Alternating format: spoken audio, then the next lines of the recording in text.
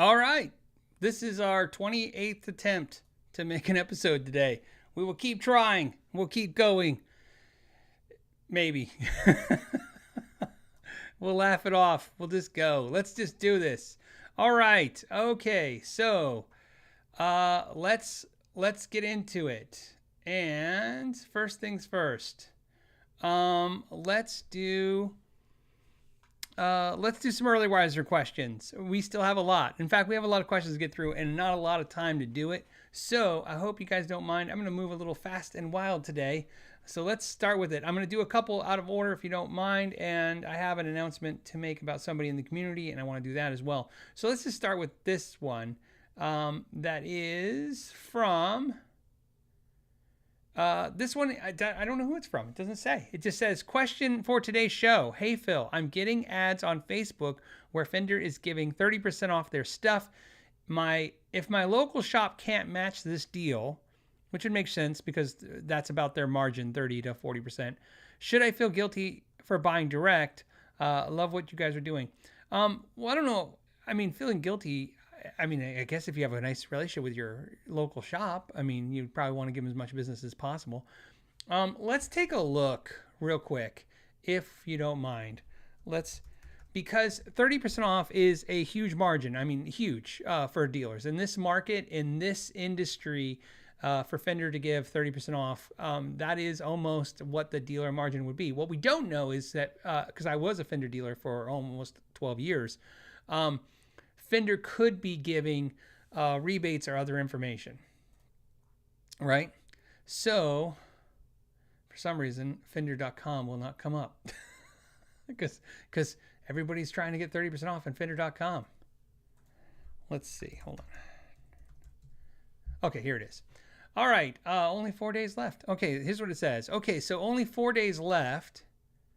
And I just want to see. Here's 4 days left. 20% off Acoustic. Okay, shop now.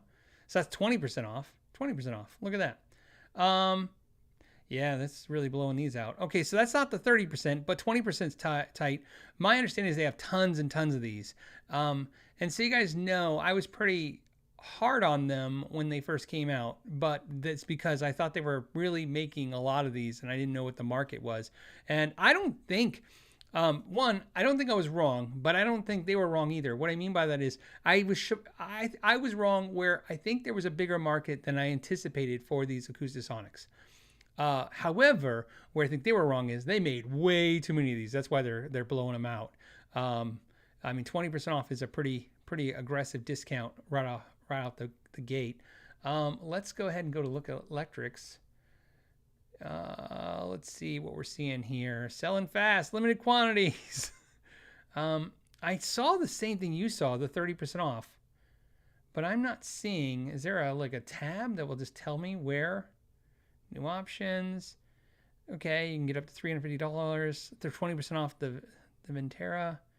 So let's click something like here. I saw the same ad you saw, but what I obviously can tell here, yeah, that's a pretty aggressive discount, is, hey, look, don't miss out. You'll get 10% off your first order. So you get 10% off. I wonder if it excludes first time email address only. Click here, complete. Doesn't say anything about, well, it's got terms. Doesn't say anything about excluding if you get the, if you're buying something on discount. So this is exactly what we talk about, manufacturers selling direct and then undercutting dealers. And of course, we know what's going on. Everybody's kind of inventory heavy right now. Let me go back to this screen, if you don't mind. So everybody's really inventory heavy right now. So the dealers would like to give those discounts as well too. Like I said, we don't know if they're giving discounts. I've had it happen both ways as a Fender dealer. I've had it where Fender's like, we're going to blow out this stuff, and there's some kind of rebate for the dealer or some kind of incentive if the dealer buys in again and does other things. And I've had it where they're just like, that's just how it is. It's the recession, and that was the end of it. So Suro Gastan says Squire is 30% off. That would make sense. All the stuff, we know all the stuff that came from overseas, China, Indonesia, Korea, because those boats came in slow and obviously were floating in the ocean for a long time. That inventory hit a little late, and the demand fell off dramatically as that stuff hit. So the core of this question is two parts. One, should you feel guilty about buying something at a discount? No, you don't have to give all your money to an independent dealer, but if it's something that concerns you, what I might suggest is maybe take that guitar in for service to your local mom and pop. Maybe take it in and get some new strings to your mom and pop. I mean, think about it this way: if they match it, I'm going to tell you right now, they're not going to make a whole lot of money anyways. So maybe they want to get rid of that product. I would say if they had it on their wall too and it was sitting there and they'd like to get rid of it, they'd sure like that opportunity. Maybe they would take it. I would take it in that situation. If I was inventory heavy and somebody came in and said, hey, Fender's blowing this out for 25, 30%, would you match it? And it gets it out the door and gets money back in because you got to understand, in retail, it's not so much emotional. You just like, this stuff is on the wall, and turn it back into money, turn it back into new product that will be exciting, and then you get your profit. It's not going to do you any good sitting on the wall just rotting and losing value. So basically what I would say is, if they can't match it, or if you don't feel you want to ask them to match it because you're afraid they might lose money, maybe, buy direct, and then also, frequent them in other ways and give them your money in other ways. Support them is what I'm trying to say. Obviously you value them. Otherwise you wouldn't ask the question like that. You would have said like, hey, woohoo, 30% off. Let's all buy direct from Fender. And this is what we've been talking about. And a lot of dealers are on the internet right now talking about exactly this, that it's a different climate and it's really tough to compete when the manufacturers are going direct with you guys. This is exactly what I just said. Think about this. I just clicked on that Fender website. While I'm looking at deals, it's like, hey, get an extra 10% off for being a first-time buyer. Think about that. I don't even know if the dealers are allowed to do that. Think about that. I'd have to go through and try to find my old agreements, which could be dated at this time. But I don't think we were allowed to do that as a dealer. I don't think I was allowed to post any Fender product, I'll give you 10% off publicly. That's breaking my map right there, because you're posting a sale. That's a sale on product.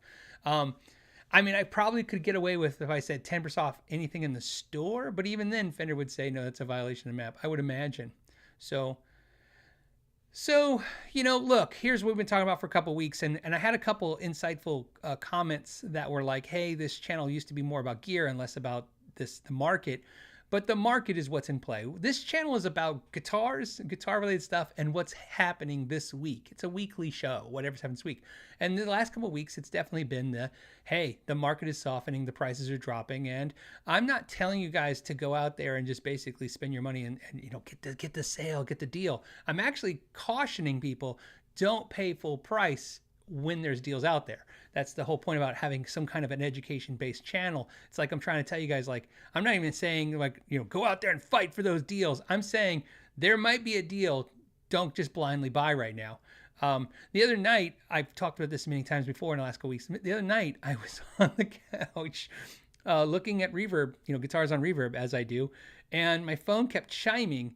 And after about the third or fourth chime, my wife looks over and she goes, "Who's texting you?" And I go, "Oh, it's the offers coming from Reverb. Everything I'm looking at, I'm getting an offer right away for a discount." So that's my suggestion is, if Fender has it in stock and you want to buy it, great. If you want to support your local dealer, I think that's even better. I think you get more value for that. Think about this. One of the first videos I ever did that pissed Fender off, and then in turn pissed me off, was I did a video comparing a Squier straight from Fender to a Squier straight from Sweetwater, and compared the two and basically said, where's the value added in buying it direct from Fender? There wasn't any. They're not giving you a discount. They're not giving you a better service.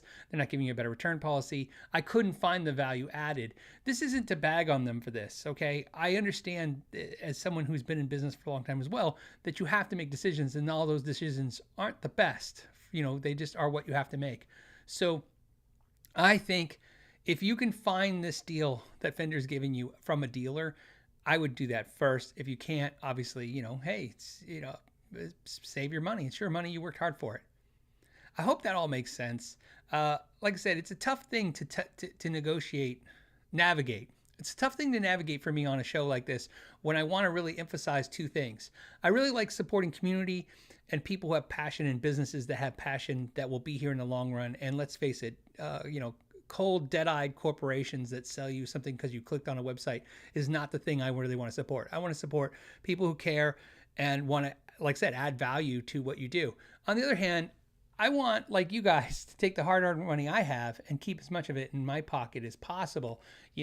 Especially when it's talking about things like this. These are things that we don't need. So because of that, they're harder to justify. It's a hard thing to say, like, do I need this extra pedal or guitar? And sometimes if you're like, well, the price is a little better, it's a little less expenditures for me, and therefore I'm not hitting the bank so hard. That's the fine line I kind of walk, whatever you want to call it. I crosswalk the line on this channel because I want you to do both. I want you to save your money and support people who are passionate in this industry. Do your best. That's what I do. Okay, so let's go to another subject. This is a subject I want to talk about. We have somebody in the community. I'm going to share it with you, if you don't mind. And I'm jumping around screens. Okay, let me share this with you guys. Some of you guys have already seen this before. We have a community member who was affected by the fires in Hawaii. Basically, what happened was he lost his home, he lost his car, he lost over 20 guitars, which I'm sure in the grand scheme is not as important as his home and car, but he lost everything. He might even be watching the show right now because they're using, I think, Starlink for internet, and he's been helping Red Cross. He's been doing everything like he should in his community to help his community. So basically, Amanda Coombs was nice enough to send me a link to this for a Kickstarter, or is it a Kickstarter? No, it's a GoFundMe. I'm sorry.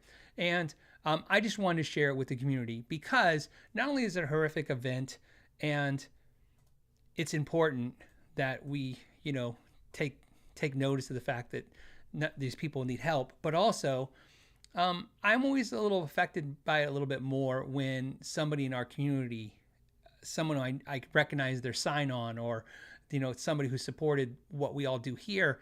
It just feels a little closer to home. It just does, so I just wanted to share that with you. I had Shauna, Mrs. McKnight, donate $100. So just to help what we could. If you donate $1, I think $1's cool. It's up to you guys. Like I said, I don't really want to solicit kind of stuff like that.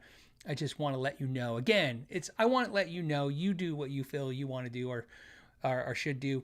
But more importantly, if you could just put the positive energy out there for these people too, that doesn't cost anything. It's kind of like, it's kind of like when you give a like on a channel. It doesn't cost a whole lot, but you don't know, as silly as that sounds, you don't know how that's going to affect somebody and kind of put the air in their lungs to kind of help them too. So that's just what I wanted to share with you guys. I appreciate Amanda sharing that with me because some stuff doesn't get on my radar each week. I'm always a couple days behind and I don't see stuff. And so I appreciate that we have moderators and people and community here that cares. That's great. So thank you. We have, this one I kind of did already, but I want to do it again. We have Bob, B-A-B-O-A-B, Maddock. Bob Maddock says, have you ever had a guitar fall off the wall? I talked about this, but I didn't finish it. So let me finish it.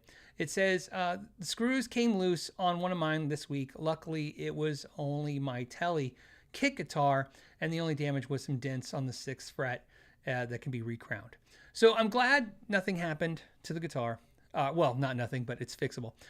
Yes, I have. The only guitar I've ever had fall off a wall is the one time I didn't use a string swing. Now, so I used a generic, it was a Fender hanger, and Fender didn't make it. It was just some branded junk thing that had Fender's logo on it. And I tried it because I'm a Fender fanatic. I like Fender a lot.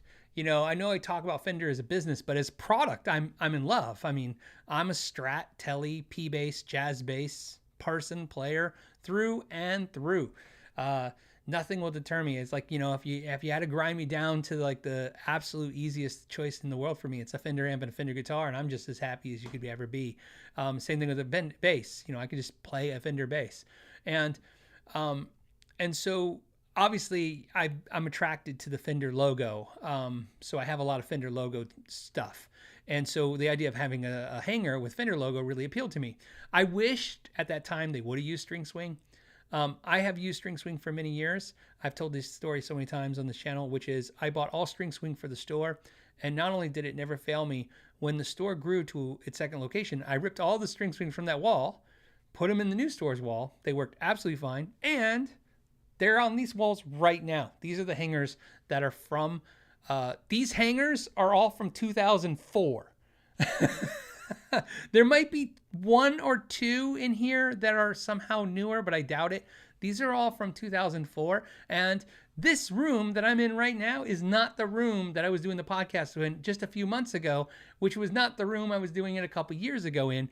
So not only have they been moved from store to store to my old house, to this new house, to another room, to this room, that's how many times I'm ripped from the wall and reinstalled them. So here's what I can tell you. The hangers are perfect. So if you want, I fully trust String Swing products. I'm not paid by them. I wouldn't take money from them even if they offered it to me.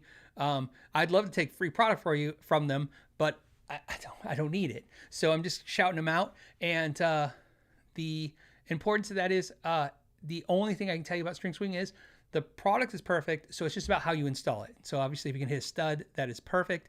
If you can't, you can.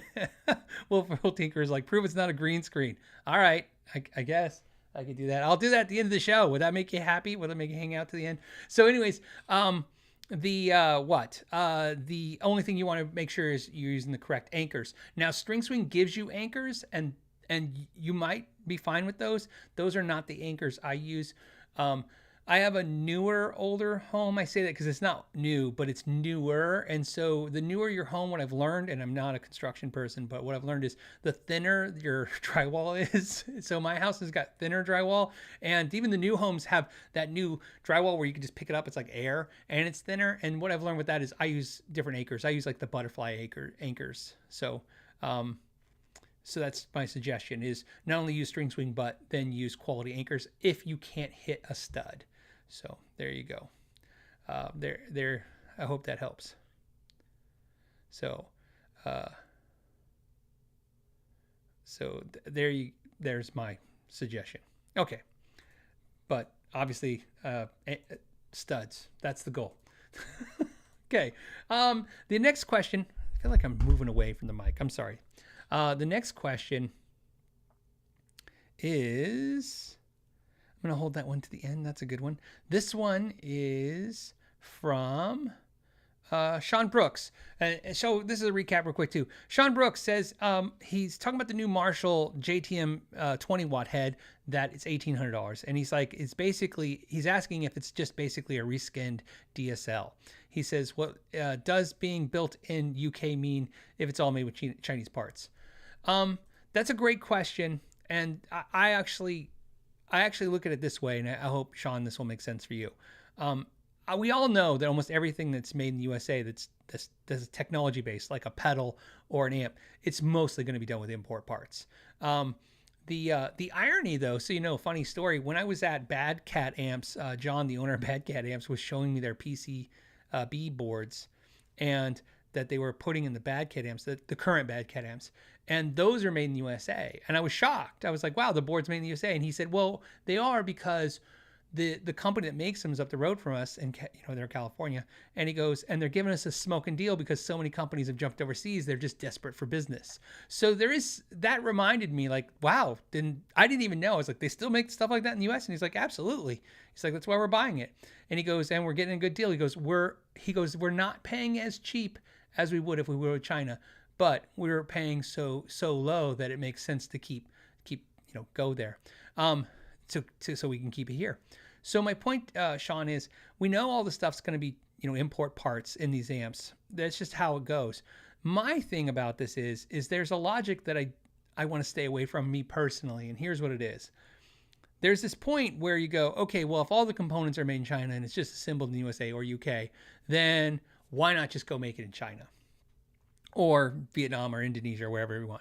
And that is what's happened to a lot of companies like Ampeg, by the way. Ampeg was a made in USA product. And then slowly, obviously, the components that they were building they were making more and more stuff with Chinese components, components from Taiwan, from Indonesia. And then at some point, they were like, Well, why assemble it here? Because, we're paying these workers way too much and the cost of the building's way too much. And it's just the last 10%. Kind of like that's the logic, right? Like once you're about 75% import, Chinese parts, why pay premium for the last 25%? And then they moved to Vietnam, and that's why all the Ampeg was made at the time. I don't know where it's made now, because since making that decision, they ended up selling the company off to Yamaha. So that was Loud that made that decision, but Yamaha is currently who makes Ampeg, and I don't know very much about it. Love to learn more though if Yamaha ever sees this podcast. But my point is that it's kind of like the be careful what you ask for kind of thing. At that point, I was so like, yeah, it's almost all made in China, so who the hell cares? It's just assembled here, until it wasn't even assembled here. And then I realized, like, oh, I kind of wish they would have had that back. So that's where I'm saying, same with the made in England Marshall stuff. Yeah, I get it. You're right. As far as I can tell, I see what you see. I buy a made in England Marshall. I buy a made in Vietnam Marshall. I look inside them. They look almost identical parts to me. And it's just the assembly process is different. But I'm not going to sit here and tell you that, oh no, but if it's made in UK, it's just superior. I don't know if that's true. I just know that I'm okay with that last bit staying in UK. And if more can come back, there's more likely if they can hold on, if companies can hold on to making stuff in UK. Because here's why. COVID taught us this. How many companies were at that last bastion? Like they only were doing the last few things in the US, or the last few things in Germany, the last few things in UK. And then when COVID happened, they had supply chain issues with China. They just said, screw it. And they went back. They were like, we're just going to make it all here in the US. We're just going to make it all here in the UK. We're going to make it all in Germany. But let me tell you who can't do that. The company that finally gave up that last 25% and moved that last 25% over. And then now it's like, oh, we can't get stuff from China.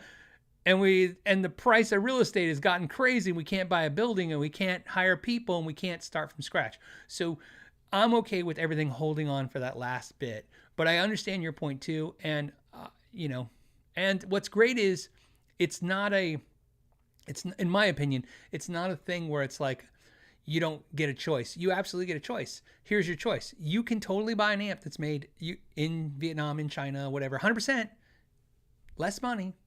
You can buy that. Or you can buy one that's finished in UK or the US, or you can buy a complete one made in UK and US, because there are companies that are doing most of that stuff in those countries.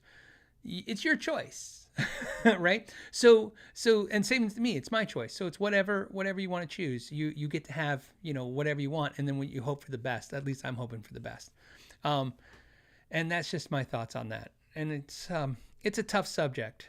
So you guys know, it's a tough thing to talk about. It seems to polarize people. Episodes where I talk like this, I always seem to notice a dip in in views and less subscribers as I irritate people. People get irritated by these conversations, but I think these conversations are worth having. Right? I'm not here to tell you what to think, but I think it's important to have a discussion about this stuff. Okay, this next one. Let me go to a super chat, because there's a bunch of people who have super chats that have been waiting. And what's nice is I never lose the super chats. I've told you guys that before. They all kind of stay in order. So this one came from Jeff Harper, who says, hey, I just purchased a Fender Blues Jr. Mojo Tone. Has a larger 112 and a 210-inch speaker cabinets that you can drop the Blues Jr. in. Plus minus of the 112 stock cabinet versus the bigger 112 cabinet. Okay, so he's saying that they have two 112s, a slightly bigger, slightly smaller, and the 212 cabinet recommendation. So I think what he's asking me is what's my 2 cents on this, right? A couple things. I'm not a huge fan of the 210 cabinet, even though I'm a huge Bassman fan, which is 410s. But there's something about the Bassman to me and the 410 cabinet that the 59 Bassman comes in that's magical together. It's like a really cool combination of things. 210s to me, they break up a little too much for my ears. Again, I'm not telling you what you should do. I'm telling you what I would do in your situation. I like the sound of the 112 over the 10. Definitely the 210s. for the breakup sound. I also like the weight difference because 210s is going to be heavier. It's just unless you get Neo speakers, they're just heavier. It's why I don't own a 410 combo right now. It's because I love the Fender 59 Bassman, but the thing's so heavy picking it up. Just like the Super Reverb, it's obnoxious once you had 4 giant magnets in the cabinet. I would get the oversized 112 because one of the things I love about I've actually done this, so it's not like I'm just guessing. This is something I've had experience with the Blues Jr and changing different cabinets with it. What I've kind of learned is if you take the Blues Jr and you put it in a bigger oversized 112 cabinet with a good 112 speaker, it sounds as big to me at moderate volumes as the Hot Rod Deluxe, which is really cool because you realize the Hot Rod Deluxe has a lot of fullness and body to the sound, and the Blues Jr, of course, I think sounds great too, but it doesn't have that fullness. It's more in the high, upper, mid-range sound. But when you put in that bigger cabinet, especially a pine cabinet, if you get pine, and a nice 112, you'll get a fat, clean sound, and you'll get more of a Hot Rod Deluxe kind of vibe, which is just a little fuller sounding to me. Until, of course, you crank the Blues Jr up, and then you'll hear where the headroom's gone. But my guess is you won't get there. You won't worry about it. That's just my thoughts. The 210, I think I would only want that if I wanted more of a growl or distortion. It's like I said, it's a great sound. Don't get me wrong, but to me with 10s, I've always been either a 110 or a 410 kind of guy. Like for sound, like I like it for some things, but mostly when I like a 110-inch speaker, anything, it's because I like how good it sounds super quiet because the cone's moving a little bit more than a 12 and at lower volumes, if that makes any sense. And then, so just because it's a guitar talk, as a bass player, I'm the totally opposite of that logic. I would tell you need 10s over 12s. I like 12s for bass, but I prefer 10s. So it does flip. Grumpy Mike Guitar says, "What? Wait, do I need to buy a Blues Jr.? You probably should buy 4 of them. And if you buy 5 of them, you'll beat me. Like I don't know what you get if you beat me, but I bought 4. This is great. Sean says, I had the Super Reverb Tone Master series, and even though it wasn't heavy, it was a tall, land, awkward. Yes, dude. Not only, let's not the Tone Master version, but the Super Reverb. Not only is it heavy as hell, the real one, but I don't know what it is. Like I'm 6 foot, so when I put my hand through the handle on that, I can't lift it by like tilting my body. I have to actually like pick it up, and it's so heavy. You're just like, oh god, it's so crazy. And the Tone Master is so much lighter, but yes, it's like the perfect height. It's like right. It's like if I hold it, the handle, it's touching the ground almost. So I'm really excited and hoping for, I think somebody put in the comments too, I'm super excited and waiting for a Tone Master 59 Bassman. I'm going to buy one, even if it sounds like turds. I don't care. I have my deluxe Tone Master 65 Deluxe. I still dig it. Like I said, I bought one used on sale, on a deal. And so I'm happy with what I paid for it and what I have into it. And I enjoy it. And man, but if they make a 59 Bassman Tone Master, I'm in. I'm in that second, that minute. I'm done. No, you won't have to ask me. We review it. I will buy it the second they announce it, and it'll be done. Just because I want to stare at it. It's one of my. How a lot of musicians, obviously love guitars, but love amps the way they look. Some people, like musicians, really love the way the Marshalls look, the wall of Marshall look, and all that stuff. I don't know what it is. There's just something about tweed amps. For me, there's just something about them. When I see them, I just love them. And then to me, even more iconic is the Bassman. It's just something about the look on stage. I like it. I love it when it's just sitting on stage by itself with like a spotlight on it. I saw Buddy Guy once, and he had a Fender Bassman. No, he had was it a Kendrick? He had one of the guys who make like a different version of the Bassman. But either way, it looked like the Fender Bassman. And it was just sitting on stage. He had 2 of them side by side, and one wah pedal going into them, and that's it. And I think it's a wireless unit. And I just something about that rig just makes it awesome. So there you go. The I bought I bought a Fender Bassman a couple years ago, used at Guitar Center. I walked in and they had a good deal and it was like $800. And I was like, wow, this is right before the pandemic. And Ralph was with me and I bought it. We brought it home. We went in the front room. We plugged it in. I cranked it. I hit a couple chords. We both like looked at each other like, yeah. My daughter came out of her bedroom upstairs and she's like, really, please, could you not? She's like, what is wrong with you guys? And then we started laughing and I go, it's official. My mother and my daughter have now told me to turn things down in my lifetime. But what ended up happening was that one started shorting out and having problems. And we took it to Guitar Center to see. And then the guy at Guitar Center, when we told him, we go, yeah, it's like shorting out. It's doing something weird. And he goes, oh, yeah, that's why I got returned. That's what he said. And we're like, so could we get it fixed? Because I want it. And he's like, nah. He's like, we gotta just, it'll go back and then they'll figure out what to do with it. So, okay. We probably should stay on track. I'm all over the place right now. Okay. Okay.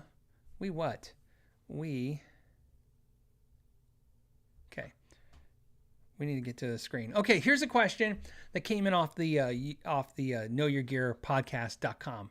And this one was funny because I'm not saying they were trying to get my goat, get me a little bit, but it felt a little like pokey, like they were poking at me. The way it was worded, I could be, if you're the person who said it, I apologize if I'm reading it a little bit interestingly.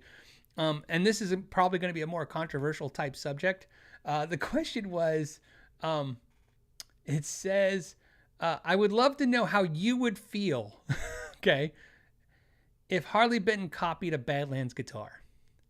And it could have been just matter of fact. My wife talks matter of fact, and sometimes that's how, her emails sometimes seem curt, but they're really just professional and to the effect. Maybe that's how he came across. But at first I read it like, oh, is he trying to get me? So basically the question was, how would I feel if Harley Benton copied a Badlands guitar? And this is a great question because, one, it kind of caught my eye and I read it and I was like, oh, okay. And then also there's a second question that came from somebody else, or another question came from somebody that also is about Harley Benton. And I'm going to blend the two questions into this one subject, if you guys don't mind. So to answer your question, how would I feel if Harley Benton copied or made a guitar that looked like a Badlands guitar? First, I personally wouldn't care. So let's start there.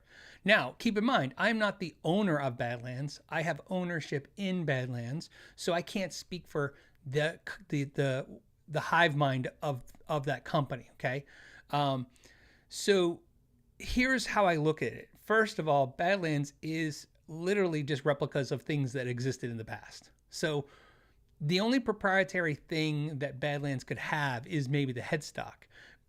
Harley Benton doesn't seem to attack that, by the way. So that's something to talk about there. But here's what I want to talk about. First, I'm not a lawyer, so that's one. But two, I don't want to come at it like a lawyer would come at it. What I want to talk about is the trademark and why I believe if Harley Benton made a Badlands looking style guitar, why it doesn't bother me. It's not just like, oh, I don't care. It's, I believe that trademarks should be to protect people, not companies.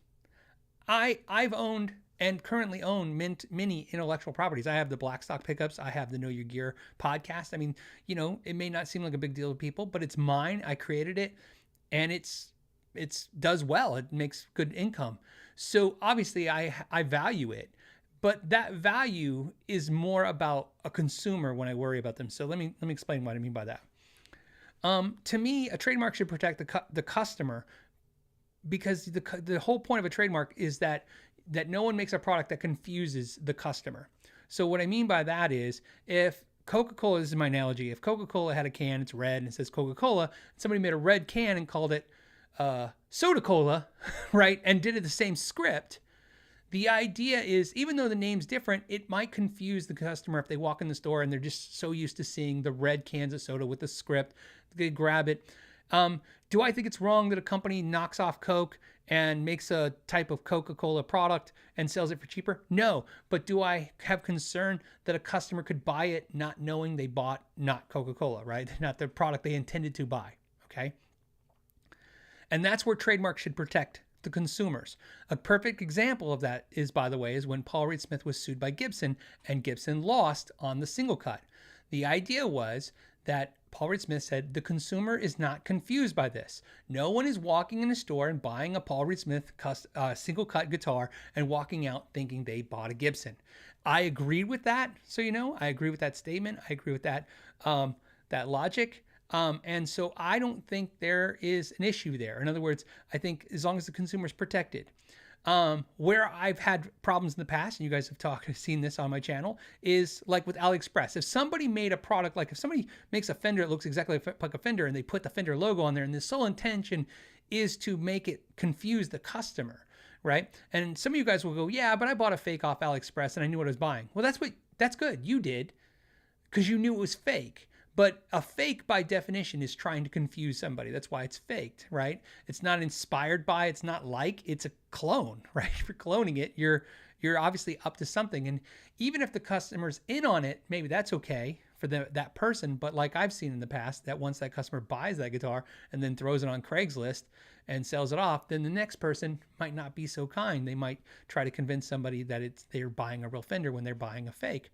So same thing with Badlands. If somebody was to make a AliExpress Badlands copy, obviously I would say my suggestion to Badlands would be, you need to fight this. We need to fight this and stop this, shut this down, because this is a fraud. In other words, customers may think they bought our product and they bought a fake.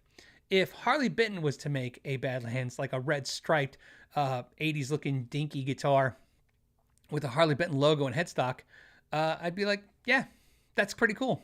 In fact, so you guys know, I've actually reached out to Harley Benton before this question ever came out, and told Harley Benton if they wanted to knock off Badlands, we would actually help them, because we're very aware that people might knock off what we've done. Not because, again, the intellectual property of a Jackson Kramer style guitar is not that, to me, that crazy. But look, we sold out fast. There is a lot of publicity on the Badlands because it's a social media. I'm a social media person, the Tone King social media. So a lot of eyeballs got put on the guitars, way more than the 50 original owners or the 100 second batch owners. I mean, there's 150 customers, but there's thousands and thousands, if not tens of thousands of people wear the brand. So of course, it's like Weird Al Yankovic making a version of your song. If Harley Benton was to make a Badlands inspired guitar, we would obviously help them.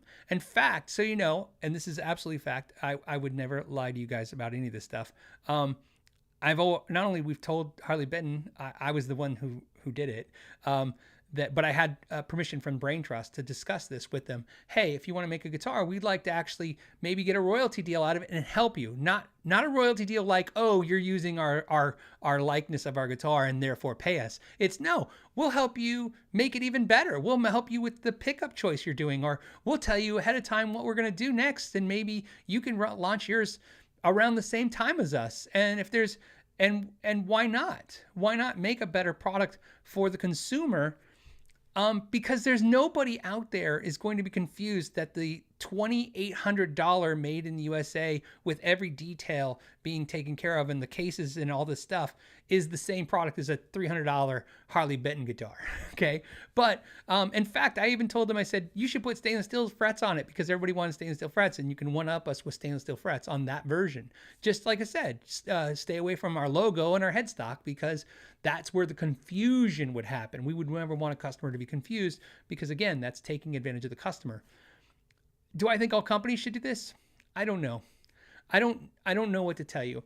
I can tell you this, and I've said this many times. I've been in so many shops and so many factories in the world, around the world, and high-end guitar companies that tell me all the time, like, they hate the knockoffs, they hate the cheap guitars. I always remind them, that's where guitar playing starts. You can't sell, this is my opinion, you can't sell a $3,000 guitar until somebody sells somebody a $300 guitar. It doesn't exist. There are a few people out there, maybe, exceptions. I don't know how many people are watching right now. Let's see how many people are watching. 800 of you watching right now. Out of the 800 of you, I'm going to do some guessing, okay? I'm going to guess that less than 5% of you started with a $3,000 guitar. In fact, I'd say less than 1%. So 80 of you, maybe 20 of you started with a $3,000 guitar. And that's probably because you probably started in your 40s and 50s and decided you're going to buy what you want. Most people start with an inexpensive guitar, and and actually a majority are fine there. They found a product that's great, fills their needs, and it's a perfect product, and they stay with it. And then some people get the itch and they got to have something a little better. And a lot of it's really just about getting something unique or getting something that's more close to what your idol really has. And that's in your mind. And that happens too.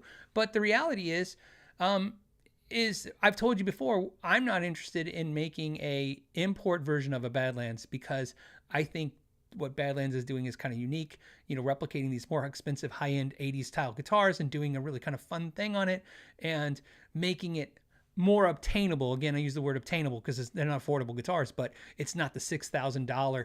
I mean, the week the Hollow Flash was released, I don't know if you guys knew this, the week that the Hollow Flash was released for $2,800, $2,750 or whatever it was, which is hella expensive, the same week, BC Rich got their Gunslingers in stock for $4,300 a piece, and their custom graphic series guitars, which are coming out like now, are $6,500 a piece.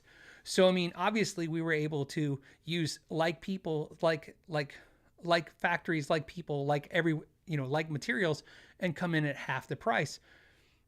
Is it cheap? No, but it's more obtainable. So back to the Harley Benton thing. Would I be upset if they copied it? No. I wouldn't. I'd hope they do a good job. I think Harley Benton does a good job. And if I could have some say-so, especially the brain trust of Badlands, if we could have some say-so, I think we could help them make even a better product for you guys. And then, what we could do is, this is what we told them, by the way, if we could work out some kind of deal where they paid us some kind of royalty for the expertise and help on doing that, we could take that money and then invest that more into the USA side of making more Badlands. Maybe get the price down on Badlands a little bit, subsidize it, maybe build the shop out a little bit more, maybe do something like that.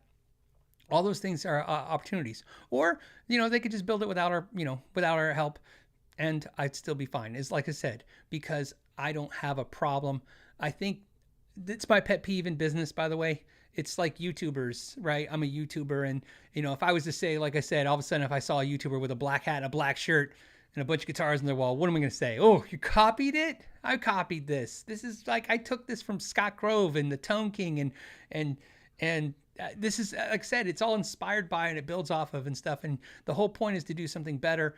It's something, whether it's better because it's better quality, whether it's better because it's more affordable. The whole point is to do something better. Outdo your competition. Keep doing, improving. And that's what I love about business. What I hate about business is when people basically try to lock other people out of it. Oh, don't do what I did. No, like I said, don't try to scam a customer by saying your product is my product. That's not right. But like I said, so if Harley Benton can make a Badlands looking guitar that has the same kind of features for basically $300, I can't do that. So let them do it. But this is an interesting thing because it ties into the second question I got. So the second question came off the website as well and said, some YouTubers lately, I always love it when somebody started every sentence with that. Some YouTubers lately. I'm like, nah, that's us. I'm a YouTuber thing, apparently. Okay, so YouTubers lately have been saying Harley Benton is the worst company, and they use horrible labor practices in China. Okay. And there is no way you can make a guitar for $250 ethically. Okay. So here's what we're not going to talk about. I have no idea. So first, I have to tell you that, like I've said, I've been to 35 factories and shops around the world. I want to go to Cortec in Indonesia. I think that's going to be something I'll achieve, not only in my life, but hopefully in the next year or two. I don't know how it's going to happen, but like I said, I have some friends there, so maybe I can make that happen. But you have to understand, I just saw a cool article about some influencers, and they went to like this factory in China, and then they were like, it's amazing. I don't know what he was talking about. And then it came to bear that, of course, the factory flew the influencers out, and because they were flown out, they put up like a facade. I could tell you this. I've been to many factories as an influencer and as just a person who knew somebody in the industry and got in.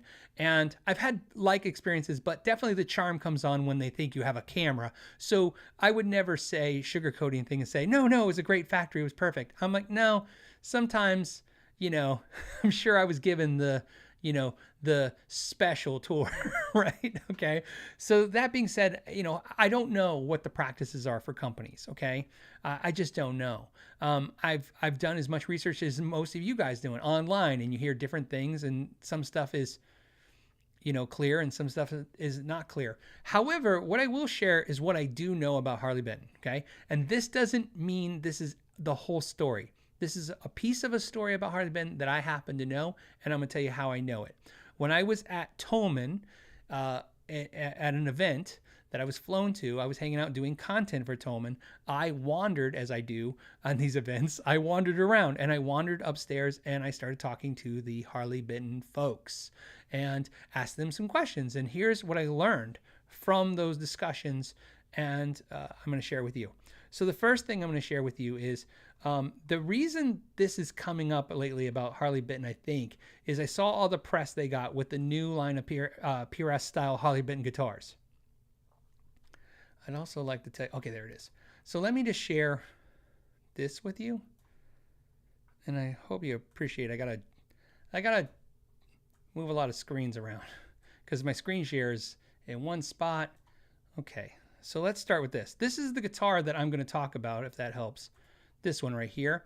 This is the Harley Benton. This is their new guitar. It's $250, and it's obviously a PRS. Okay. In fact, it's the Holy Grail PRS. It's the PRS that Nathan made me. It's a custom 24, see, 24 frets, with a hardtail one-piece wraparound bridge. If you guys aren't familiar, that is the most rare Paul Reed Smith core guitar. This one was a refinished one that Nathan did for me at the factory. Finding one that's just stock is rare, but of course, the refinish. So of course, Harley Benton went for something a little cool. This is a smart move for the Harley Benton guys because they're like, hey, we're going to knock off PRS. Let's knock them off on something they're not even making really, much less than the SE line and the core line. Okay, so $250. Here's the first thing I want to tell you. The majority, let me go back. Okay, let me share the next screen with you. Because I cannot tell you this is a fact. I can only tell you what I was told and what I see with my own eyes. I was told by Harley Benton that the majority of the guitars are made in Indonesia, and they're made in factories we know. Well, looking at the back of the headstock, here it is, made in Indonesia. I won't tell you how I know, but I can tell you from the serial number, I actually can tell this factory. So this is not a special Harley Benton factory. This is an actual factory most of you guys probably have guitars from. So here's what I can tell you about Harley Benton. As far as, and again, I have dogged Harley Benton probably harder than anyone on this channel about how they ship me stuff that was broken and they wouldn't replace it. So I'm just telling you guys, like, I have no fanfare favor for these guys, but I got to tell you what I know. So maybe you can have that as information as well.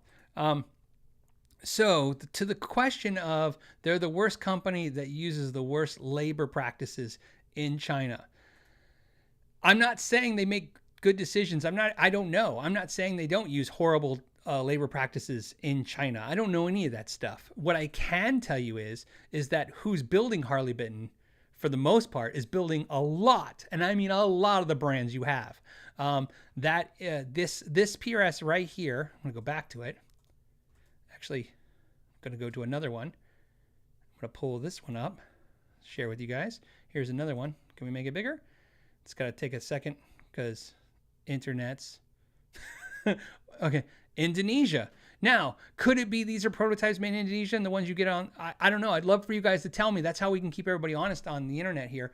It's great about these discussions is you can put in the comments in this video later, like, hey, I got one, Phil, and mine's not made in Indonesia, and it's not made by this factory. You want to make sure that the factory, the serial number starts with a W, I, and then 21. So anyways, my point is that is Harley Benton evil? I have no idea, but I can tell you they're making their guitars where other people are making their guitars. So the next question becomes the price, and that becomes a thing. And this is a sore spot for me. So I want to share it with you because, and again, I always tell you guys, everybody's biased. I'll tell you what my bias is. One of my bias about comments about companies, whether it's like, I don't buy from China, which is fine. I mean, all the stuff you guys say is fine. I'm not disagreeing with it. I'm just explaining like where I have a weird observation about the community as a whole. Okay. When people tell me like, I don't buy this product, this is made with slave labor. I don't buy this product because it's made, unethically. I don't buy this because of where it's sourced. Okay.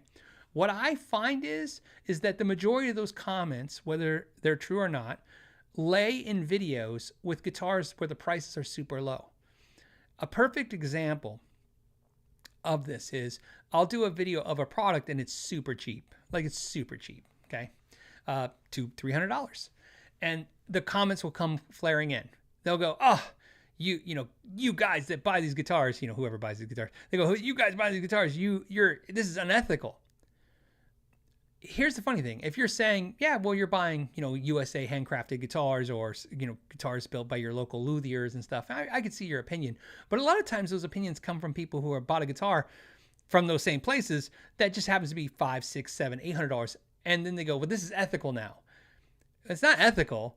What's happened is there's a lot of layers of pricing. So here's a good example.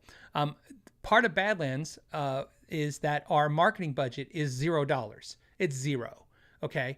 So I will share with my patrons one day. I'm going to break down every single point. So I'm not going to do it publicly.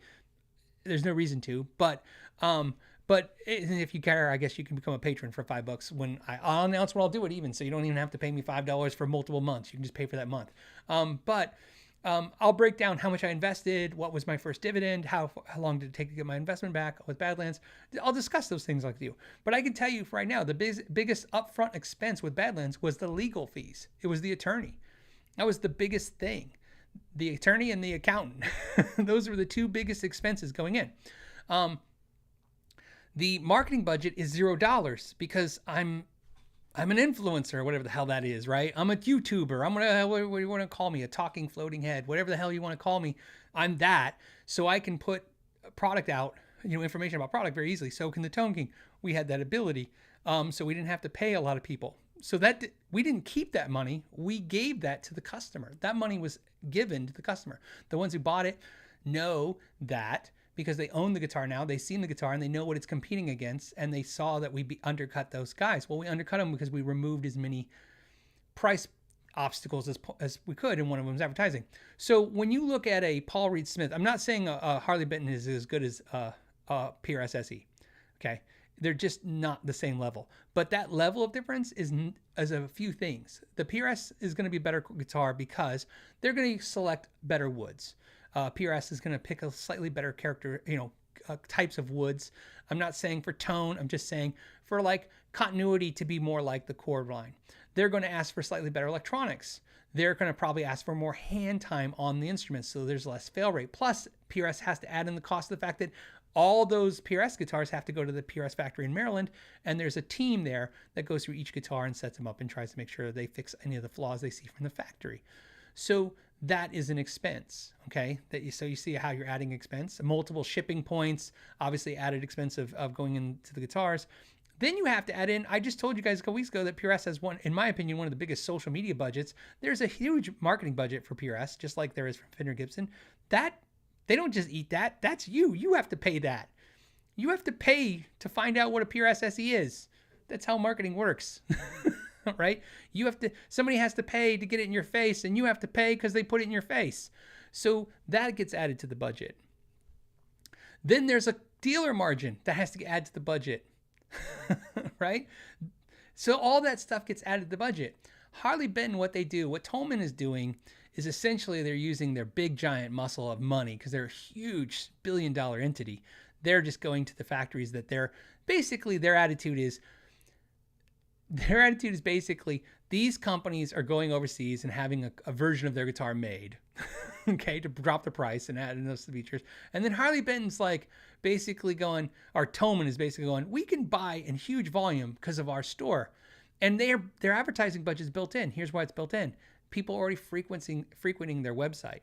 So they basically go to their website. They're going to see the Harley Bentons. It's an easy product to sell. It's an easy product to add on. It's a lower margin. They run on lower margins. And again, I'm not saying all those comments about ethics and all the other stuff isn't true. I'm just telling you that what is true for a fact on top of that stuff is they are not paying a huge marketing budget. They're not adding a dealer margin in. Thomann doesn't add a margin in for Thomann. So whether it's sold directly from the Harley Benton website or whatever Thomann site or here on Reverb, they're not adding margin in that. And it's a little bit of a marketing play. Like I said, the Harley Benton guys are smart. They want to get their product out there because it boosts the company as a whole. So that's kind of the thing, and that's how they do it. Because I want to tell you why I think this is interesting. I was very confused by Harley Benton's business model, which is why I talked to him that day. I didn't understand it. I did a video where I reviewed one of their 212 cabinets, and the two speakers that were in that cabinet, the two Schlesinger V30s that were in the Harley Benton cabinet, you could find those speakers for $20 more than the cabinet was with the speakers in it. So just to kind of hit that again. So you could buy a Harley Benton 212 cabinet with two vintage 30s for $20 less than you could buy those vintage 30s. And the comment sections in the video were like, but that's because the speakers are made in China. Well, so are the ones that you were buying for $20 less. They were still also made in China as well. And then somebody goes, well, it's this, it's a loss leader, it's that, it's this. So I asked the Harley Benton guys, and they basically said, look, they spec the cabinet as cheap as they can, and they bought, I think they said 10,000 speakers, which my understanding would put them as either one of the biggest or the biggest purchaser of Schlesinger speakers in the world. That would explain why the price went down a lot. I mean, they're basically buying it wholesale. When people talk about the price, and then let me explain something. As Badlands, I told you there's information I can share, right? Because you learn things, just like I learned stuff repairing guitars. I shared that information. Now I'm building guitars. I can share that information with you too. First thing I can tell you is we have an OEM account with Seymour Duncan. We have an OEM account with DiMarzio. We're currently not using their pickups in our guitars, but we might do something in the future. I have the OEM pricing, and it's a lot less, right? I mean, we're not paying 20% less than you are for a pickup to put in a guitar. We're paying a considerable lot less. So there is, and that's without the volume. That's just with that discount to buy OEM. Maybe in volume, that price even drops even more. So you can get pricing down. So that's my thoughts on that. Again, I'm not saying, because I don't know, that Harley Benton isn't entering practices that are unethical with their build quality and the people and I just don't know. If you do know, I'd love you to reach out. I love to know more, because like you guys, I want to sleep at night knowing what I'm suggesting and what I'm looking at. But right now, what I know about them is they mostly make their products in the same factories as the other companies. They're just buying in such huge volume. And as I saw a couple comments about their fit and finish and quality and stuff, yeah, they don't care about that stuff, right? They're just hitting this price point. They don't to get it out the door. That's the kind of like the logic. It's just easy. They know you'll forgive them. You'll forgive that little glub of glue because you got it for $235. Where if it was $500, sure, they'd make more money, but you wouldn't tolerate the mistakes. All right. So all that ties into those two questions. How are we doing on time? We're doing okay. Although we're almost. Let me get through some of these questions. All the good names were taken. That's a great sign on. It says my neck relief is at the 8th fret is good on the low E string, but way tight. Oh, it's way tight. Okay, so good. So he's basically saying his action's good on the 8th fret of his low E string, but on the high E string, it's laying on every fret on the side on the high E. Okay. Does the neck have a twist? How am I going to fix that? Well, I'm not looking at the guitar, and so I'm assuming that your bridge isn't messed up. I mean, obviously, that would be the first thing I would think of, is that your bridge is slanted down, and that's what's causing that. So the first thing I want to do is make sure that the bridge is set correctly. You could have a twist in the neck, but also keep in mind, one thing that could happen sometimes on guitars is, even though if your bridge is level, okay, and you're like, well, it's level, and the two actions are different on each E, the high E and the low E, you may still have to tilt your bridge a little bit if it's adjustable. You really didn't give me any details. I don't even know if we're talking about acoustic guitar or electric guitar, but I understand the core of the question. The good news is this. Twisted necks are not that common, although they do happen a lot. So I tend to lean into, when you guys ask questions like that, the twisted neck is not likely the problem. It is possible, but I would say, and I'm doing off memory, not so much off any kind of factual stats. When people brought in guitars to me that said they were twisted necks for a pair, 70-80% were not. Like there was something else in play. So there's a lot of, so like I said, it's usually the twisted neck is usually it's more rare than people think. It does happen, but it's not super common, especially in modern guitars and modern guitar construction. It's just, there's a lot of stuff going on in there. Mike Coffey says, new guitar day, got a Duesenberg Paloma this week. White and black, really nice guitar. Nice in between from the Strat and the Les Paul, well crafted. Your Duesenberg review was very helpful. Thank you. You know, it's a good brand. They come up a lot on the channel, and I mean, they're quality guitars for sure. I like them. John Walker says, would you please update your video guitar brands, who makes who? So, John, I did that video, who brands, who makes who, and then I did an update. I need to do an update again. So, but the funny thing about that video is, and I put a link in that video to the new updated video. That video is old, like 4 or 5 years old. And then I did an update that's like only like 2 or 3 years old or 2 years old. So it's way newer than that one. But yes, now there needs to be a current update video. So yes. So my answer to your question is yes, I'll do an update video, but also I want you to make sure that you saw the recent update video. And so, you know, the problem I have is, let's see if it'll do it. If you go to YouTube, you type in Philip McKnight, who makes who. Yeah, let me share. The problem is that the one, 7 years ago, so it was right when I started my channel, Guitar Brands Who Makes Who's got 670,000 views. And then the update video, which is almost half as old as that one, has 117. So it doesn't come up in your filters, but it's more up to date. So that one's more up to date, but of course I need a newer one, especially after COVID. And that's why I haven't done it right away, because during COVID, there were so much changes going on that I knew it was going to be a nightmare to follow it all afterwards. So I even had the weirdest thing happen during COVID. I made a comment on this video on the show about a brand that was owned by another brand. And a viewer reached out to me and said, I just talked to that brand and it's not true. You were wrong. They don't own that brand. And I was like, oh, I guess things change. So I reached out to the president of that company going, yeah, I said you own this brand and I guess you don't. And they go, well, we did. And then we didn't, and now we do again. I'm like, what? And he goes, it's complicated, and it just happened over the last year. So he goes, so when they told that person, I go, but that was like a couple weeks ago. He's like, yeah, we just recently just got it right back again. So I don't know what happened. My guess was, and again, I'm just guessing, my guess was they sold the company, and then something happened in the sale, and it went back to the original owners. So yeah, it's time to do an update video. William says, I bought a Rick Beato guitar, worst quality. The nut needed to be recut. It will not intonate with 9 to 43 gauge strings. Maybe he means 9 to 42, but it could be 43. I had to buy an aftermarket bridge. The finish was cracking along with the neck binding. So obviously Rick Beato just got a new red signature guitar this week. And by the way, Marty Swartz just got his new Epiphone, which is fantastic. Congratulations, Marty Swartz. So I don't know if you're talking about the new Rick Beato guitar. I don't know if you just got the new red one. I am aware there is an issue with the blue one. So, I've heard it from multiple sources that there were some issues with the blue ones. That's what I can say.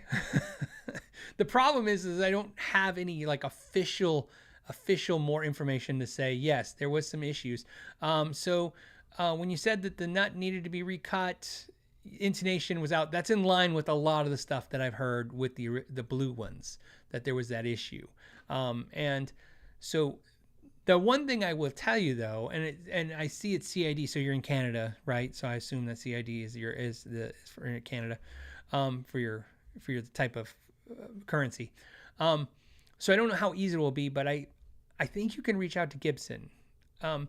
So one thing I've talked about in the past, and I've mostly talked about with Fender, but Gibson as well as too, is that they are a big company and they kind of run kind of like a car company, where sometimes if you have an issue, before you just go, oh, I got a bad guitar, okay? Especially if it's a newer model, like that's a new model. Before you go down the whole, oh, I got a dud, it might be worth your while to call customer service at Gibson and talk to them, because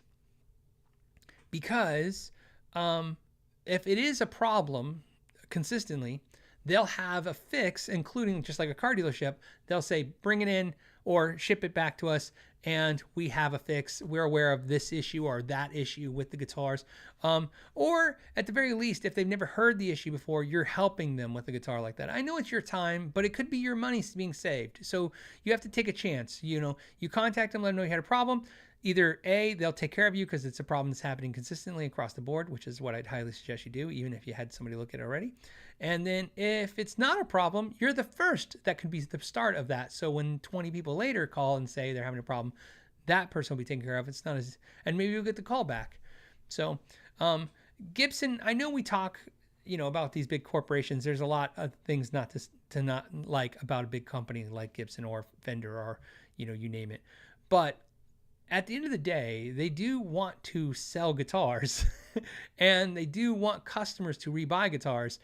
So there is an incentive for them to help you. In my experience, as bad as they are, they're usually the worst companies are the fly-by-night ones that, you never heard of. That's why I told you I'm always a little freaked out by the new guitar that is, super cheap and it's got this brand and stuff. Like I told you guys with eArt and all those guitars, if they don't sell them on Amazon, I don't even talk about those companies anymore. And I haven't done it in forever. In fact, I've even said there's a company who was selling on Amazon and I didn't have any bad experiences and I didn't hear anything from you guys, but then they went direct only and they stopped the Amazon thing. And then I stopped talking about their product because I can trust that your return policy will protect you with Amazon for the most part. Again, everybody's going to have an exception to that rule and a story, but I feel safe and sleep at night knowing that I told you, like, okay, if you buy this and it's not what I said in my video, because I can't control every scenario, you can get your money back. Versus, I hate those emails when the email comes in and going, I bought this guitar on this website and now they got my money and they won't respond to me. I'm like, it's horrible. And then I'm like, I don't want that to happen to anybody. So the nice thing about a brand name company like Gibson is I would give them a shot to fix it. Especially, I'm just basically echoing what you said. I've heard what you just said. I've heard that now from multiple people with the guitars, multiple. And I've also heard people got taken care of. That's what I heard. Yeah, you could be the one to either get the benefit of that information, or you could be the one to tell me next week that it's not happening the way I'm being told. Either way, it will be helpful for the community. Scent of a Wheelchair Fellow just wanted to say happy Friday. And it's made me laugh for their crazy sign-on. Grumpy My Guitar says, enjoyed the asteroid pick video, but wonder how comfortable it is to hold. It's going to be different for everybody, but I'm addicted to them holding them. Somebody said I might have ADD because it's like a fidget spinner kind of thing. It might be. This is what I do with it. Just like a fidget spinner. So maybe that's a thing. I don't know. So I absolutely like it. I like holding it. Is it as comfortable as my normal pick? I don't think so. I mean, the rivets feel good because I can't drop the pick, but I mean, I don't know if I think the feel of rivets in plastic is a pleasing experience, but I don't have any problems with it. You might, but I don't. I'm trying to think like I have a gravity pick here that's pretty thick and it's pretty cool, and I like them about the same. Like there's nothing about either one of these that I like over the other. So if that helps. That's a great question though. I didn't think to talk about that. Brian says, what kind of trim system is the most touch sensitive to achieve flutter type sounds? I've never owned a Floyd Rose. Should every guitarist have one? So absolutely. Floyd Rose will do that. The flutter technique. Kaler will do that, which is really good.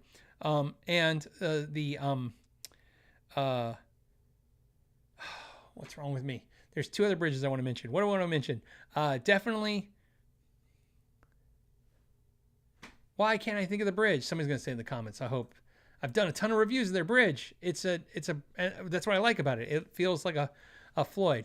It is. I have Evertune in my head right now, bridge, but it's not Evertune. It's something else. And I'm hoping somebody has the answer because I cannot think of it. I give up. Somebody said Godo. It's not the Godo. I mean, that works too. Schallers work great. Vega trim. Thank you, Marlo. The Vega trim is definitely like, it has a very Floyd Rosey kind of easy flutter kind of type of bridge kind of feel to me. So I like, but so most of the 2-point tremolos I think can do flutter as long as they're floating, so yeah, so Vega trim, Bigsby a little bit. Somebody saying Bigsby, sure, a little bit. I don't know if I would, it's not my go-to bridge for that, although I love Bigsby's as well. So the Duesenberg trim can kind of do it, but when I think of flutter, I think of the Floyd, the Kaler, the Vega trim. Those are the big three that I think of, in those style bridges. And then anything that's kind of like those style bridges will be good enough. So a lot of people are going to put in a lot of comments, and most of them are going to be right, because as long as the anatomy of those bridges are the same, it's going to do the same effect. Okay.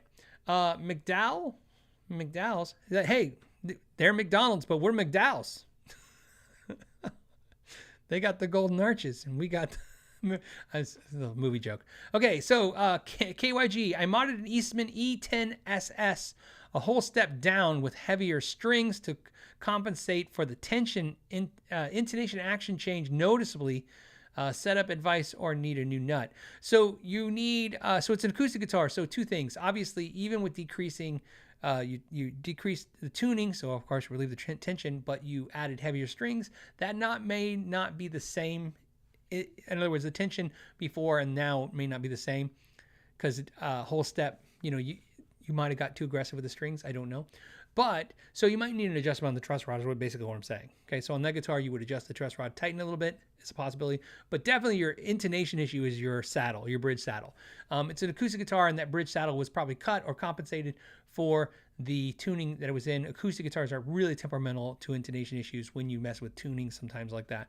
So and what's great is you can get a new saddle and you can keep the old one, so in case you ever put it back. So I would go get a new saddle and then have somebody cut it for you, or do it yourself. Either way, it's not the hardest thing in the world to do. So yeah, something like that. Vimp69 just said, hey, have a great weekend, everyone. Thank you, Vimp69, especially for the large super chat. That was really nice as well. And then, how are we doing? We're doing good. Let's do these last two super chats, and then I'll get into the crowd. Okay. Oh, Matt says, did you notice the EVH USA signatures aren't available anymore? I suspect they'll be Japanese made from now on. USA didn't sell because it's too expensive. That's possible. So let's start with that. I didn't notice that the EVH signatures aren't made anymore. That could be a thing. I mean, here's the problem. A lot of the EVH guitars, the made in Japan ones that are been re-released, and the made in Mexico ones are really, really good. The made in Indonesia ones are really, really good. It's really tough to start justifying, those USA ones after a while. I mean, those were hefty price guitars, comparatively speaking. And I personally think, although, I personally think the USA ones were some of the best ones I've ever played. The made in Mexico, the made in Japan, and the made in Indonesia ones weren't far off. In fact, they were sometimes the import guitars of sub-brand import guitars of a higher premium brand. Sometimes they don't do themselves a service if they're too damn good, because then you can't justify why you need to spend all this money. But it also could be just bandwidth. You understand Fender, which is Fender Custom Shop, Jackson Custom Shop, their bandwidth's not really huge right now. They're it's tough. We talk about, this is why I have the opinions I do. We talk about import guitars and the treatment of the employees. Look, this is not a high-paying industry, okay? You're buying $6,000 guitars. The people building $6,000 guitars are not driving up in a full-size, fully loaded pickup truck and then driving home to their home with their family and their nice 2-car garage thing. And they're not making big union wages. This is not an industry that pays really well.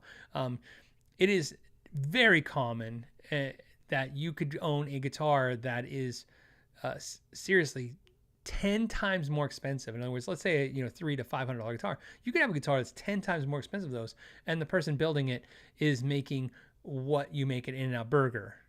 That's an absolute fact. As you guys know, I have tons of friends in this industry, and they're on every level of job. I have friends that literally sweep. I have friends that are CEOs. I have friends, that sand in Buff. You guys know Nathan, and he's even been promoted recently. I have friends everywhere, and it's a passion business. There's no conversation that I have with anyone who's a worker in this industry that doesn't end and start the conversation with, I would never do this if I didn't love this so much. And so, it's hard to get that passion. You're trying to find employees that will work for almost nothing and, put out the best quality products in the world. It's a tough thing, and they're not doing well as these companies. I'm not picking on any particular company, because I can tell you right now they're all in trouble with it. Music Man, I've heard they're understaffed right now. Fender's definitely understaffed. I've heard some companies. So just to give you an idea how low wages are in this industry as a whole. I recently heard a story of an employee who was working in California who moved to Tennessee to work for, I think, Gibson, probably, because it's Tennessee, because there's no employment tax in Tennessee. And just that alone, obviously, Tennessee's not cheap to live in anymore, so it's not like, it's expensive as California, but it's not cheap. Even though it's not much cheaper to live, just getting that in his pocket makes this almost unlivable wage. I don't even know if it's livable at that point, but it's something more. So it gives you an idea. That's a decision somebody has to make, right? That's somebody who's making you a $6,000 guitar. That's the decision that person has to make. While you play a $6,000 guitar, a $5,000 guitar, how do I get 8%, 10% more in my pocket so I can live? And so, I'm not here to criticize that as so much as just, again, this is the discussion. It's just honest, transparent discussion here. So to answer, go back to, I got to go back to that screen to finish this question. Here it is. With the EVH signatures, it could be as simple as, sales are low and they're just going to focus on Japan. It could be because, again, they just don't have the bandwidth to do that. In other words, they just don't have the employees and the size to keep all these models going, because there's just not a lot of people to work for that. Nathan, as you guys know, you're all friends of his on this channel. He's said a lot of crazy and done crazy things. He's pretty up straight shooter kid. I say kid, but because I'm old, and he's not paid very well. It's just not. He's just not. That's just my opinion. But he loves it. He loves doing this. And my hope for him is kind of like my thing. When I started in this industry, I didn't get paid very well either. And it's not an excuse. And I'm not going to sit here and say anybody's, anyone should have to live that way. But I'd be remiss if I didn't tell you, this is a true story. Think about this. In my town, city, where I had a repair shop, I was a go-to repair center. In other words, I was inundated with work to the point where my biggest problem was trying to get that one day off because I had so much work all the time. Sounds like a brag, right? Until you get to this point. The bathroom in the store had some issues, had damage. So I don't know if the toilet overflowed or something happened and it had to be fixed. The toilet got fixed. The bathroom's small in the store. I don't know what the size of the bathroom is. My wife she's the one that had it fixed. So I'm going to say 8 feet by 6 feet. Bathroom. That's my guess. I could be wrong. Could be smaller. Not much bigger. One day, the bathroom had to be fixed because the toilet had to be replaced. And what had to be fixed was it had linoleum, and then that got all ruined, and so they had to put in tile. A guy came, and I'm not here to. I work with my hands. I'm not here to make fun of or hurt anyone's feelings that work with their hands. But a guy came and installed tile. I wasn't paying attention because I had work to do. So yeah, I probably could have got down and did tile. I've done tile many times, but I was like, I'll just hire a guy, because my brain was like, I'm busy. I'm going to work 10 hours today repairing guitars. During that day, I repaired a Gibson headstock. I broke a Gibson headstock that was already glued on incorrectly. I had to re-break it off, re-glue it, reset it. I had to do 2 or 3 setups. Then I did 2 electronics rewires. I'm trying to think of my day. I'm not making any of this up. This was like my day. At the end of the day, I had a sheet every day with my labor because that's how I got paid. I would turn it in to my wife because my wife was essentially a bookkeeper, right? My 8-10 hours of working on guitars, and as a revered technician, as somebody who's a go-to people driving across town to come to me, I didn't make as much as the guy laying the tile in the bathroom. The bill for laying the tile, not the cost of the tile, just the labor for the tile, way more than I made. I remember this because I looked at my wife. I looked at the bill because it was on the counter on the desk, and I looked at my invoice and I thought, I should go lay tile for a living. I wasn't kidding. So that's basically what? That's it. That's my conversation about that. So it's tough right now for a lot of companies to get guitars, people to build these guitars in the U.S. And it's not helping that most of the companies that are in California, I mean, it's impossible to live there on top of that for the expenses. So that's your answer to that. That's my theory of why the Eddie Van Halen guitars, if they're being phased out or they're on the back burner, that's probably what it is. I could be wrong. It could just be low sales, but I know the other shops in that facility are really behind. MJ says, why do I always say says? MJ, Phil, our favorite talking floating head, being honest and educating us. Bravo. Yeah. Somebody called me a talking head the other day. I thought it was obviously meant to be a slam or something. And I was like, oh, I'm a talking head. That makes sense. It kind of like my head just floats on my black shirt. I'm very fortunate. Trolls don't bug me. But dumb people bug me. I think that's really happens to a lot of people. Not because I think I'm dumb, but when I mean dumb, I mean I'm aware that I'm dumb. Some people are dumb and they're not aware of it, and that kind of frustrates me a little bit. So those comments frustrate me a little bit more. Like for instance, a good example, not to go on a tirade, but I'll see a comment and maybe I said to do something a certain way and somebody says, no, you do it this way. And I always think there's 10,000 different ways to do the same thing. So of course I'm like, yeah, that makes sense. Not my way, but their way. Fine. But then sometimes somebody puts a comment and I've been doing something for so long, I look at it and I go, there's no way. Not only would that work, but there's no way they did that because it doesn't work. And why are they saying that then? And I know what they're saying. They've never done. I know why they're saying it. They've never done it. A lot of people like to just say things. So interesting. Okay. There was a question. Somebody asked me, what do the Badlands employees make? And I could find out. When I say I could find out, I think I know. I would really, really be, I would be sad if I say the wrong thing. So I can find out. I can ask. Why not?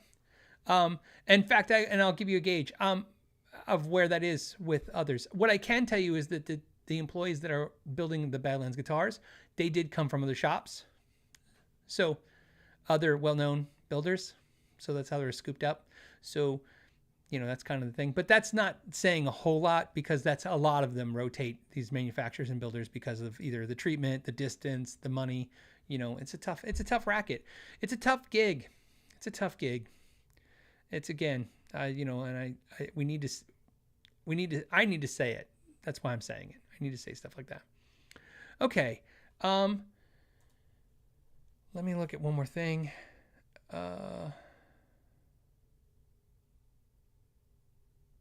Okay. I love it when it's quiet, when I'm quiet. Witchell with a W. Witchell says, Phil, I'm wondering if, it was an early riser question, so this is one of the first 3 questions that came in. It says, Phil, I'm wondering if Blackstock pickups were a consideration for the Badlands guitars. If so, then why? Not the best time to take a drink. If so, then why not? Seems only fitting to have your pickups in those guitars.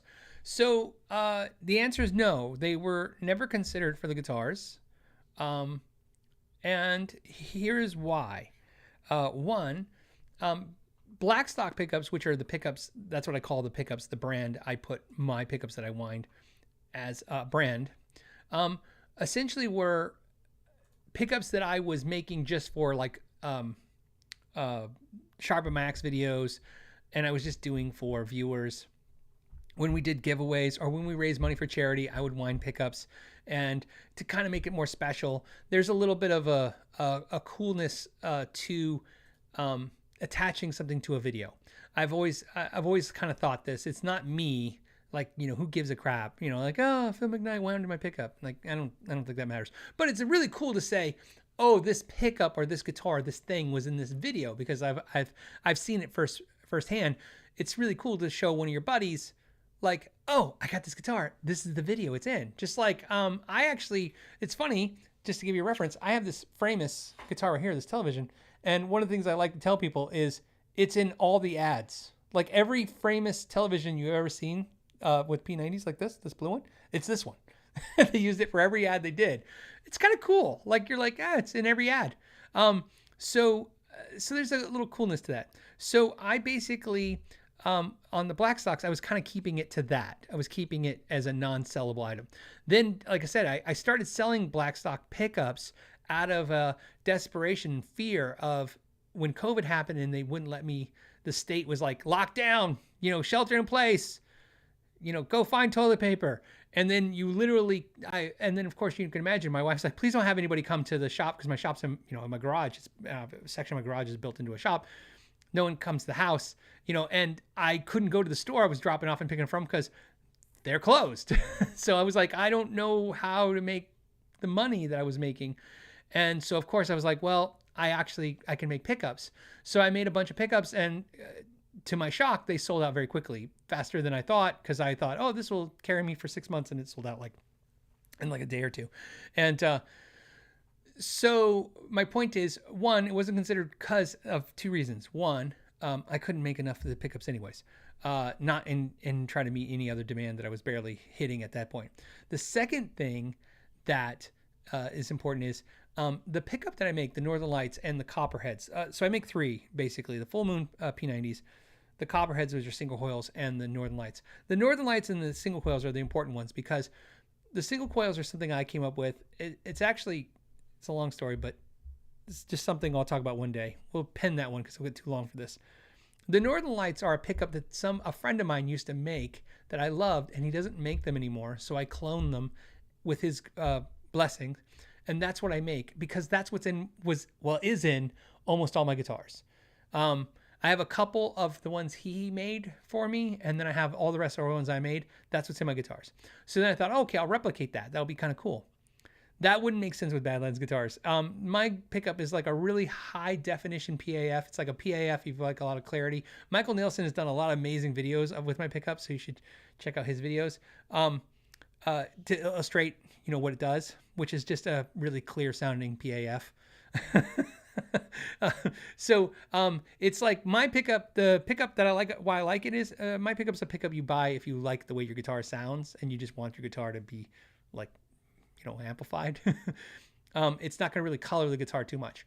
So anyways, the reason that's important is that's not what a Badlands pickup is. A Badlands is a 80s style pickup. It's a little hotter. It's very aggressive sounding, and it's modeled after a famous pickup, or infamous pickup, I should say, because it's a pickup that's like, some people know it, some people don't, from the 80s, that was made by a guitar manufacturer in their guitars, and they don't make it anymore. So it's a clone of a pickup that's not made anymore. So that was the main reason that happened. The other thing too is at that time, believe it or not, it wasn't even a consideration for me, because I was making Blackstocks at that time for somebody else. I was doing something for somebody else. The important thing that I can tell you is, and we're going to end on this with we're going to do with the two things I promised. I'm going to show you the green screen. And then also I'm going to tell you something that I'm not supposed to, I can't tell you the whole thing, but I know a lot of you will figure it out. And I really hope that the diehard viewers of the channel that figure this out, please don't put it in the comments. I've reviewed a lot of pickups over the years. Okay. And there's a particular pickup. Please don't put it in the comments. Okay. I'm trusting you guys. There's a particular pickup that you guys said you absolutely love. And then one day you said, but that person's not making them anymore, and they've disappeared off the planet Earth. That person is fully employed. That's all I want you to know. Those two things. There's a person who makes great pickups that you guys absolutely love. Most of you probably own a set. That video still exists. And that person is no longer making their pickups, and that pickups doesn't exist anymore, that company. But I'm telling you, that person is fully employed and busy as hell. Very busy making pickups. So that's what also happened. We saw an opportunity to take someone we respect and literally work with them And so you've heard, I know if you guys have seen any of the Badlands marketing rhetoric, you've heard us say, definitely the Tone King say, Badlands pickups are made specifically for us, for our guitars, and the person who makes them makes nothing else but Badlands pickups. That is absolutely 100% true. The person that builds the Badlands pickups only makes our pickups. They do nothing else, but they used to. And we basically got an arrangement where we were able to take them and make them again. Like my buddy Eric said, he once said, I'm like Adam Sandler. I just said this on my wife's when my wife joined me on the podcast. I'm like Adam Sandler. I hire all my friends. It's absolutely true. It's a great assessment and analogy. If I like somebody and I can help them, or if I can get them to help me work, I'll do it.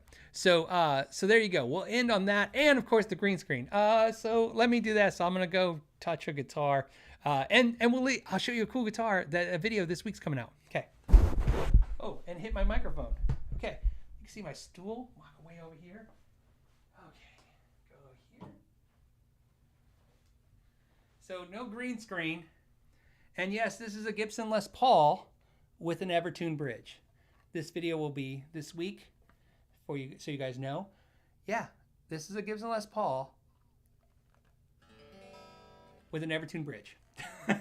So, okay, we gotta go here. So, green screen. So now we know it's the best green screen you ever seen. Right, and that's how we'll end the show. I hope you guys enjoyed the show. If you do, give it a thumbs up. I appreciate that. You can give it a thumbs down too. I don't really care, but I prefer the thumbs up. It makes me chuckle a little bit more. But the thumbs downs help the channel. So either way, they both help the channel.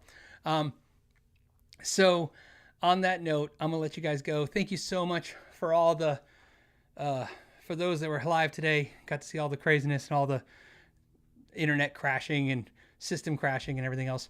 And on that note, I hope you guys have a great week. I'm going to have a great week, hopefully, too. All right. As always, thank you so much for your time. To the next time, know your gear.